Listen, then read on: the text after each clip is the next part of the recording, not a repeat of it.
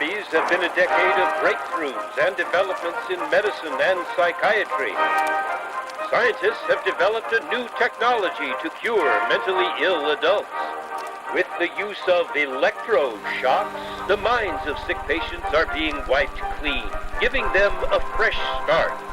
On this blank slate, physicians then imprint a new, healthy personality. Remaking people, shocking them into obedience. This is a story about that powerful idea. In the 1950s, it caught the attention of the CIA. The agency funded a series of experiments. Out of them was produced a secret handbook on how to break down prisoners. The key was using shock to reduce adults to a childlike state.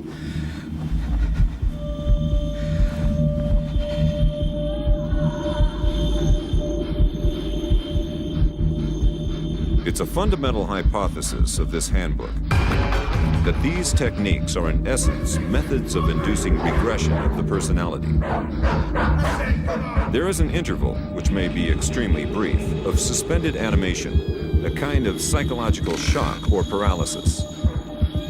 Experienced interrogators recognize this effect when it appears and know that at this moment the source is far more open to suggestion, far likelier to comply than he was just before he experienced the shock.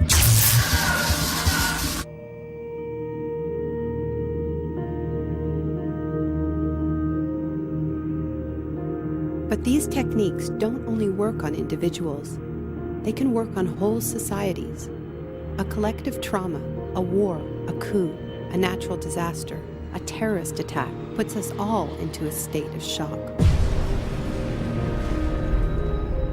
And in the aftermath, like the prisoner in the interrogation chamber, we too become childlike, more inclined to follow leaders who claim to protect us.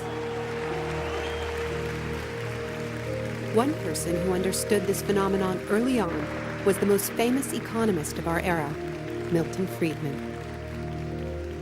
Friedman believed in a radical vision of society in which profit and the market drive every aspect of life, from schools to healthcare, even the army. He called for abolishing all trade protections, deregulating all prices, and eviscerating government services. These ideas have always been tremendously unpopular, and understandably so.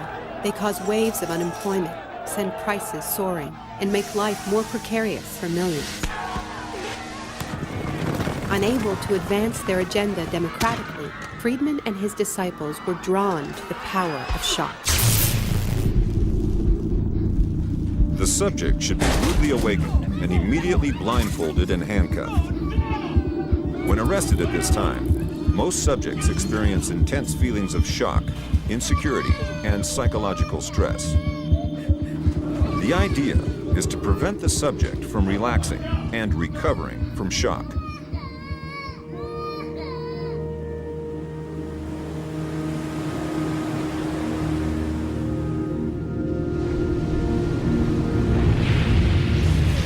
Friedman understood that just as prisoners are softened up for interrogation by the shock of their capture, massive disasters could serve to soften us up for his radical free market crusade. He advised politicians that immediately after a crisis, they should push through all the painful policies at once before people could regain their footing. He called this method economic shock treatment. I call it the shock doctrine. Take a second look at the iconic events of our era, and behind many, you will find its logic at work. This is the secret history of the free market. It wasn't born in freedom and democracy. It was born in shock.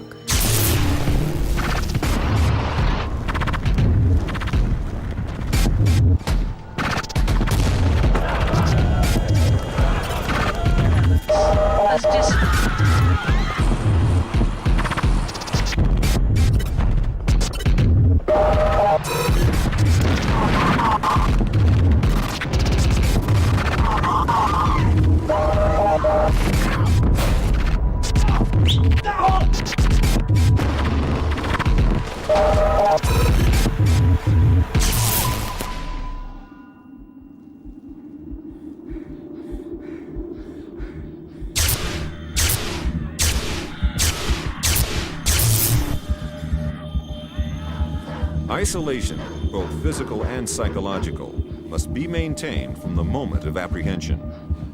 The capacity for resistance is diminished by disorientation. Prisoners should maintain silence at all times. They should never be allowed to speak to each other. There's one other thing I've learned from my study of states of shock. Shock wears off. It is by definition a temporary state. And the best way to stay oriented, to resist shock, is to know what is happening to you and why.